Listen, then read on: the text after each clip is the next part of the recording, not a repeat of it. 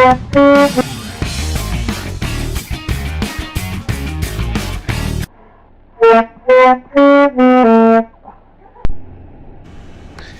guys, it's just a quick look at what I was doing earlier today.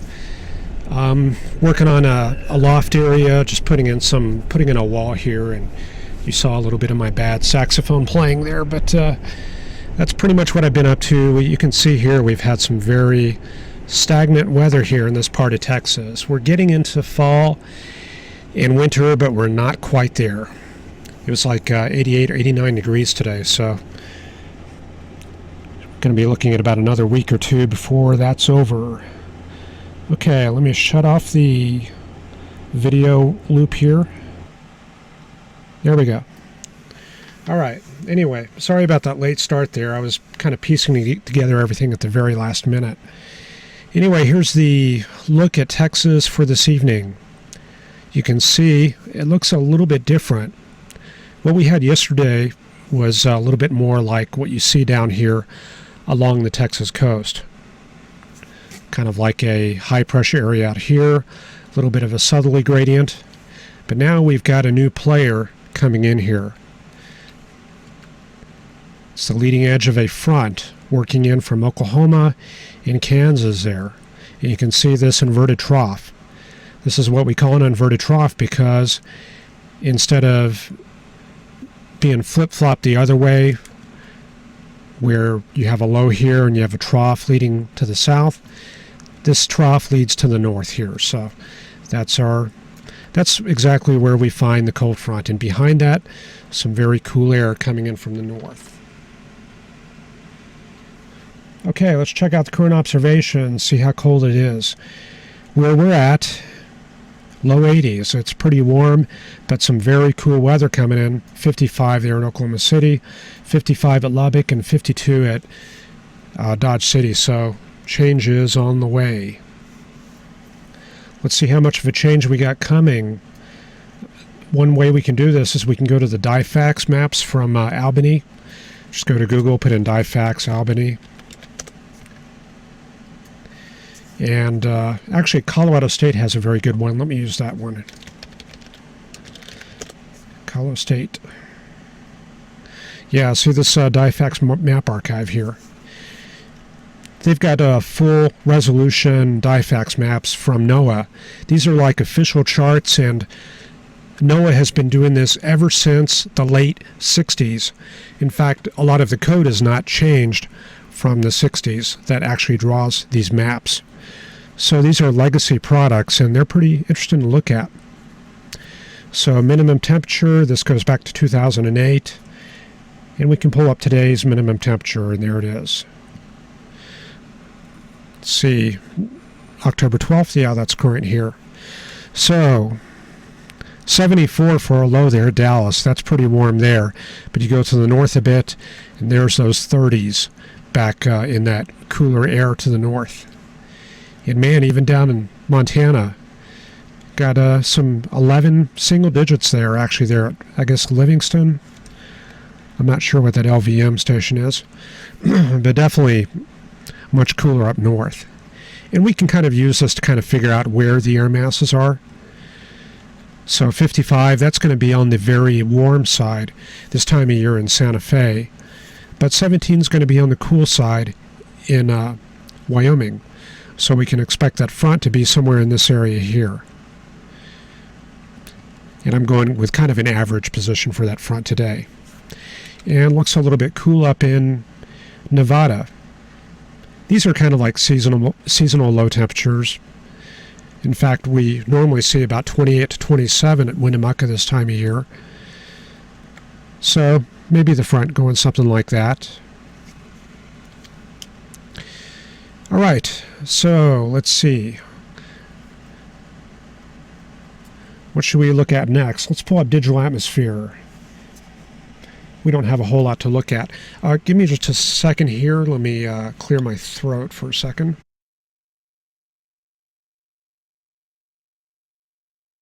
Okay, much better. Really what I did is I've got this throat spray that helps me kind of talk without shouting, so I just used a bit of that. All right. Did we get digital atmosphere loaded up here? Let's do that. Digital atmosphere, that's a good product for looking at current data, a good program for looking at current data. We'll go ahead and retrieve the 8 p.m. data. And there it is, coming in directly from College of DuPage. They're very generous putting out raw data products.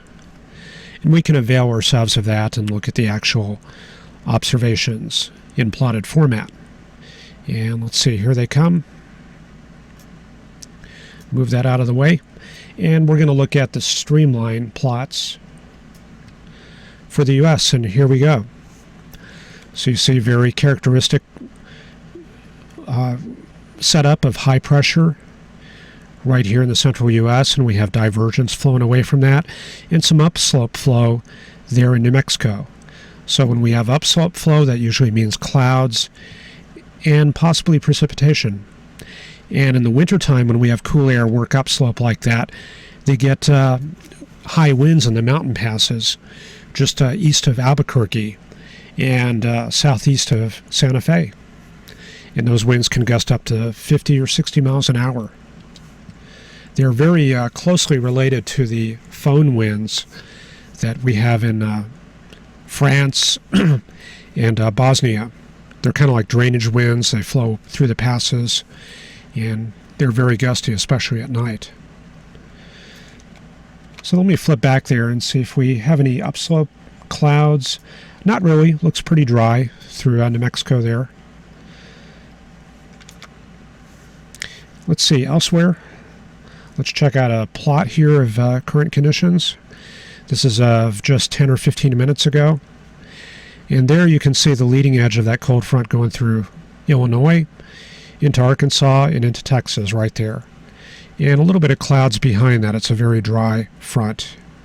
So a little marginal VFR ceilings here. And by marginal VFR, we mean visibility below 5 miles and ceilings below 3,000 feet. If it was IFR, we would have red in here. But not quite that bad. Okay, well, I talked about a mouthful of that front, and not much else to talk about, just kind of very stagnant conditions there across Florida, just very light easterly winds. And in New England, still got some cool air blowing in from that old high, so things are kind of cool and mild in that area, very weak southeasterly flow. But to the west, it's like another fresh reinforcement coming in from the Great Lakes. So that'll probably be in your area tomorrow. So we did manage to trigger a few thunderstorms there in northern Arkansas. How about that? And you can see a little bit of that outflow in the Ozarks. Let's check that out. So let me move the analysis right here. Okay, so it's hard to tell exactly where that front is, probably something through there, and we've probably got maybe a little bit of embedded outflow in that region. The actual thunderstorms are in this area right here, pretty much along that front. So let's see if we apply that to the surface chart. Probably going to come up with something kind of like that. And then the main front itself kind of extending like that. So that's kind of the surface analysis we got in that area. So I guess if you're in Memphis, northern Arkansas, probably going to be kind of a wet night tonight. And hey, this is a great time to look at soundings. Let's check that out. We haven't done that in a while. So I'm going to pull up the surface chart, or I'm sorry, the the quick chase graphics, load up the soundings and analysis page. And keep in mind, this is going to be for 12Z earlier today. I don't think we have the evening data in yet. So let's plot Springfield, Missouri. So we see at the bottom 12Z, so that's going to be 7 in the morning. And the conditions on the sounding shows a little bit of a loaded gun, very weak loaded gun. And by loaded gun, we mean moist conditions near the surface, a little bit of a cap above that, and then above that, kind of a steep lapse rate. So almost dry adiabatic, which would be this line. Not quite there, but it is leaning over pretty good, especially in that 850 to 500 millibar layer, 850 to 700. So let's see, if we lift that parcel, we would lift up from these conditions here, and then we would use the afternoon conditions, which would be 73 over 68. So let's do that real quick. 73 is going to be like that. 68 is going to be about like this. And that's going to be our lifted parcel right there. A little bit of a cap right above that. And then past the LFC, a lot of cape. So that's going to be 1,500 to 2,000 cape right there. Enough to definitely get some showers and thunderstorms going. And then as far as storm tops, what would we be looking at for that? Let's follow the parcel on up into the stratosphere. Basically, we just take all this cape and make it geometrically the same above that, using a horizontal line at the top. Okay, does that look about the same as this? Yeah, it looks pretty close, maybe about like that. So this would be the top of our overshoots. Now, if we had a height scale, we could read that off to the right, but we don't. But I know offhand 200 is going to be 39,000 feet. 100 millibars is going to be 54,000, so that's going to put the tops at about 45,000. And then the tops of the anvils will be about right here, and that's going to be about 37,000 feet. So that's one way we can get a look at the upper air conditions if we have any pilots flying through that area, business jet pilots, that kind of thing, and they wanted to cross over the storms at 45,000 feet. We would be able to advise them that they would be able to clear them pretty well at 45,000 feet. Below that, they would have to watch for overshooting tops and check their radars, that kind of deal. Okay, time to go into our forecast using our GFS run for 18Z. So we start out with our conditions like this. Here's our front, extending from the Great Lakes down into Texas. Behind that, high pressure over eastern Nebraska. So east of that high, we have cold air advection. And then west of that high, we have warm air advection flowing back up into Montana. So warming up pretty good from those 10s and 20s that we had this morning. So I'm sure they're enjoying that. There's Nicole kind of just wandering around, not really doing much of anything.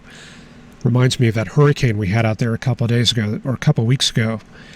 Forgot the name of it, but it was just kind of wandering in circles in that same spot. So by tomorrow night, cold front clears New England, and then going into the weekend, here is Friday night. The old polar high moves through New England. Cold air advection limited to the Canadian Maritimes. West of that, warm air advection coming up from the Gulf in the southern states right there. And this is warm air advection ahead of the next system. There it is right there. Warm front just north of International Falls, Minnesota. And then our cold front is going to be, I don't know, maybe something like that. Actually, maybe that would go even further.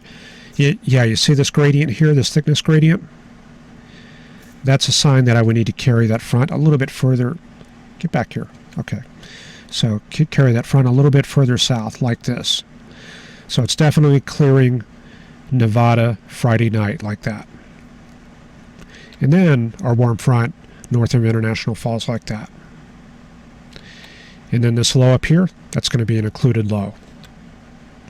I don't have purple, so I guess I'll just use green there. Okay. So this is our setup going into this weekend. And this is telling me in the central U.S. it should be fairly warm, at least until that front arrives. So definitely warm for Texas, probably some moisture coming up from the Gulf. Then by Saturday night, Okay, there's Saturday night. It's like our front kind of oozes southward very slowly into Kansas and Oklahoma. I guess we've got a warm front maybe, let's see. I'm trying to figure out what that warm sector is doing. Looks like it carries up to the north, and then we get maybe another warm front developing, a little frontogenesis. I don't know, it's very hard to tell there. It looks like this whole front kind of falls apart actually. A little bit of frontalysis in that area. It doesn't make much headway south. Let's see here. I'm really taking a close look at the data here. Now it looks like it probably holds on a little bit. I'm looking at this gradient right here, this thickness gradient right there. So by Sunday, yeah, kind of like a weak east-west front, maybe like that. Doesn't make much progress into Texas. Maybe a little bit of frontogenesis. Sunday night, maybe as we get a little upper air support here. That looks like what's going on here. So there's the cold front. There's the warm front, a little bit of frontogenesis. Probably increasing chances of rain around Missouri into Kansas City and Omaha for Sunday night. And then it looks like that lifts mostly to the north into Illinois. Not much progress into Texas until this next shot comes in next week. And then, yeah, that clears Texas finally. So here we are, Tuesday night. Next system coming through, and even stronger system coming into Texas right there. So that's going to be something like that. Okay. So hopefully I'm not boring you all too much, but this will give you a little practice with working with the thickness charts. This looks like a pretty potent system here. This is going to be Thursday next week.